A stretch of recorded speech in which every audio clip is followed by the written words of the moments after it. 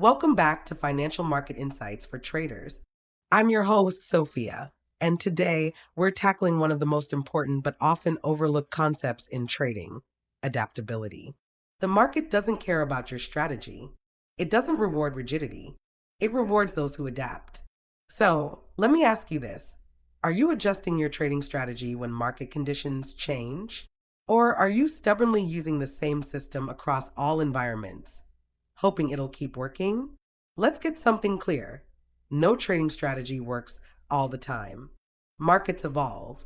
What worked yesterday might stop working tomorrow. And if you're not making changes along the way, you're setting yourself up to fail. Understanding market shifts. Before we can adapt, we need to recognize what's changing. There are a few primary market environments you need to keep an eye on. First, trending versus ranging markets. In a trending market, prices move consistently in one direction, up or down. In a ranging market, they move sideways, bouncing between support and resistance. Different strategies perform better in each.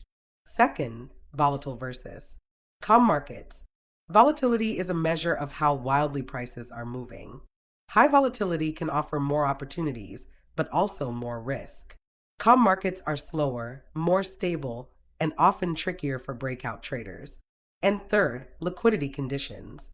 In thin markets where fewer trades are happening, you'll often see larger spreads, slippage, and irregular price movements. Low liquidity can mess with your execution even if your strategy is sound. Being able to identify these shifts in real time gives you the edge. It's the difference between walking into a storm blind or putting on a raincoat before it hits. So how do we actually adapt?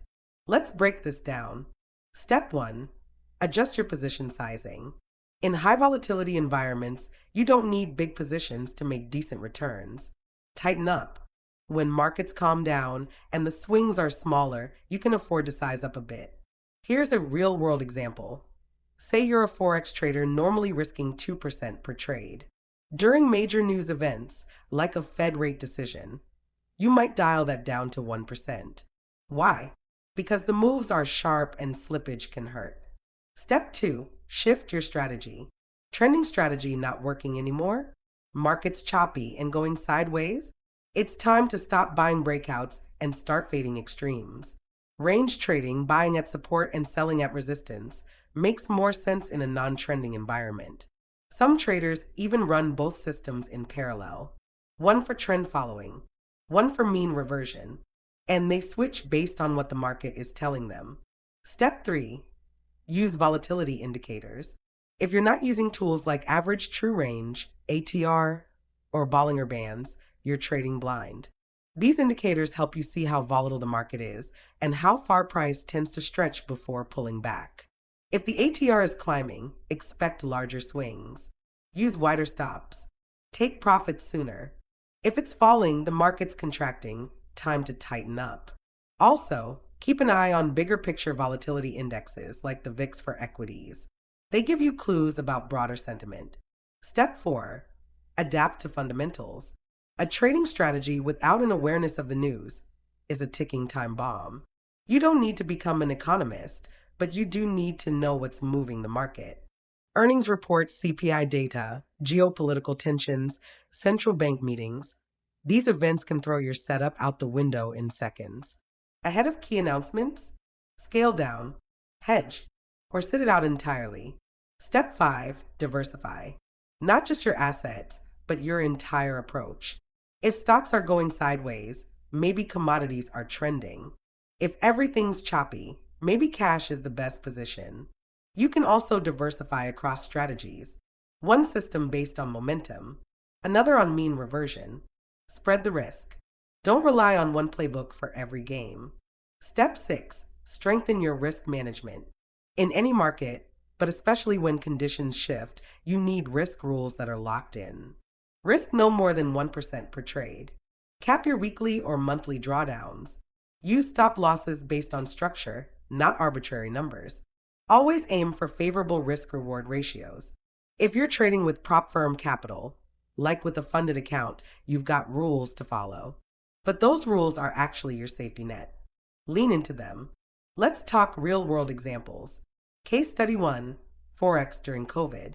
After the pandemic hit, central banks moved aggressively. Volatility exploded. Traders who widened their stops and focused on the most liquid pairs, like euro to US dollar, held up better than those clinging to tight parameters. Case study 2: Stock traders and inflation data. Inflation prints now cause massive swings. Traders who adapted by using index futures or hedging with options avoided the whiplash from individual earnings reactions. Case study 3: Crypto and regulation. When regulators crack down, crypto dumps. Those who rotated into stablecoins or lowered their leverage lived to trade another day. Those who didn't, margin calls. Case study 4: Algorithmic trading. Algos and HFTs dominate many markets. Traders using slow systems found themselves getting front run. But those who switched to faster execution tools or began using automation themselves kept pace. Bottom line: adapt or die. It's not a slogan, it's the reality of trading. You don't need to overhaul your system every week, but you do need to pay attention. You need to know when your edge is fading and be willing to evolve. Adjust your size, change your strategy, watch your indicators, respect the news, diversify your approach, and most importantly, manage your risk. If you're serious about trading professionally, you can't afford to be rigid. And if you're looking to build that career with a broker-backed account, check out crystalballmarkets.com.